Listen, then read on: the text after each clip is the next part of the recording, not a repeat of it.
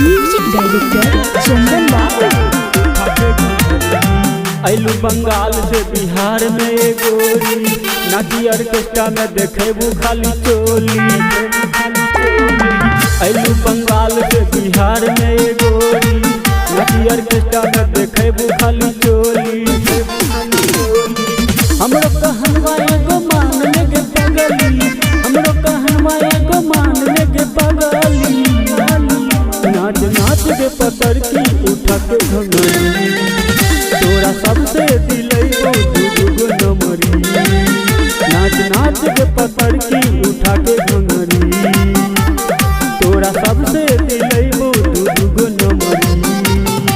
आइलू बंगाल से बिहार में गोरी, नाची ऑर्केस्ट्रा में देखेबू खाली चोली। हमरो कहनवा एगो मान लेके पगली, हमरो कहनवा एगो मान लेके पगली। नाच नाच के पकड़ की उठा के घंगरी, तोरा सबसे दिलैबो दूगो नमरी। नाच नाच के छौरी उठा के घंगरी, नाच नाच के पकड़ की उठा के घंगरी।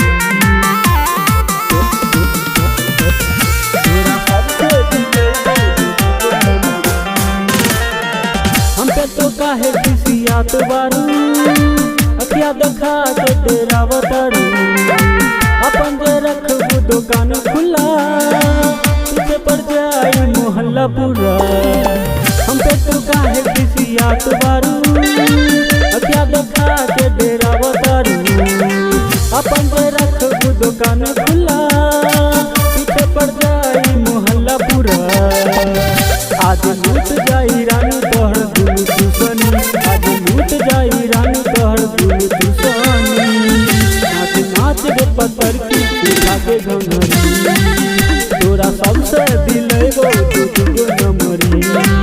नाच नाच के छौरी उठा के घंगरी। डिजिटल रिकॉर्डिंग स्टूडियो गैसी सराय।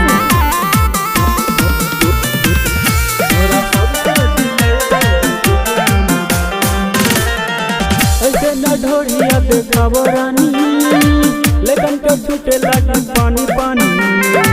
ले जाई कोनो दलानी रानी, करे तो लगबो तू माई माई। ऐसे न ढोरिया देखाबो रानी, लेकिन के छूटे लगी पानी पानी। ले जाई कोनो दलानी रानी, करे तो लगबो तू माई माई। तोरा दहिया में डाल दे हम पूरे गरम, तोरा दहिया में डाल दे हम पूरे गरम। नाच नाच के पकड़ की उठा के घंगरी, नाच नाच के छौरी उठा के घंगरी। तोरा सबसे दिलैबो दूगो नमरी, दूगो नमरी।